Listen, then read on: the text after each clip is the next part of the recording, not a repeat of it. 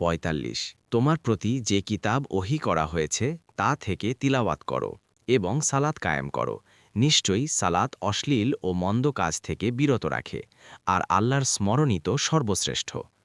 আল্লাহ জানেন যা তোমরা করো। ৪৬ আর তোমরা উত্তম পন্থা ছাড়া আহলে কিতাবদের সাথে বিতর্ক করো না, তবে তাদের মধ্যে ওরা ছাড়া যারা জুলুম করেছে।